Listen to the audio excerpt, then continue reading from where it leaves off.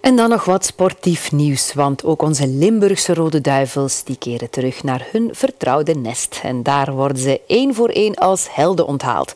Zo werd de 19-jarige Divock Origi vandaag in zijn Houthalen Helchteren gehuldigd voor zijn prestaties in Brazilië.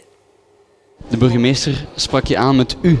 U bent een grote meneer in Houthalen Helchteren. Wat doet dat met jou om hier gehuldigd te worden vandaag? Ja, het is natuurlijk heel speciaal om zo'n ontvangst te krijgen. Van de mensen van Houthalen Oost. Laat zien wat voor een warme gemeente het is.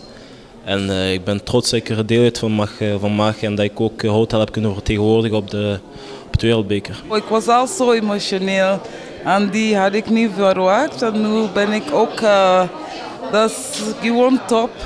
Ik weet niet, ik ben onbeschrijfbaar. Ik ben zelf van Houthalen Oost, dus ik ben bijzonder fier. Maar ik denk dat heel Houthalen Helchteren op zijn kop heeft gestaan. Divock is een heel eenvoudige jongen. Hij beseft dat ook. Hij heeft nog een lange weg af te leggen. We hopen natuurlijk nog heel veel sportieve successen met hem te mogen meemaken. Maar hij is een symbool geworden voor die imago van de gemeente. Je speelt nog altijd bij Lille, maar er zijn namen gevallen. Liverpool in Engeland, Dortmund, Wolfsburg in Duitsland. Ja, hoe zit het nu? Kan jij ons iets meer vertellen? Goh, iets meer. Ik ben er zelf over aan het nadenken. Het is waar dat er aanbiedingen zijn overal vanuit heel Europa.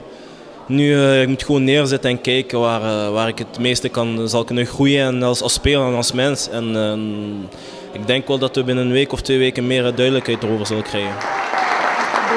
Dank u.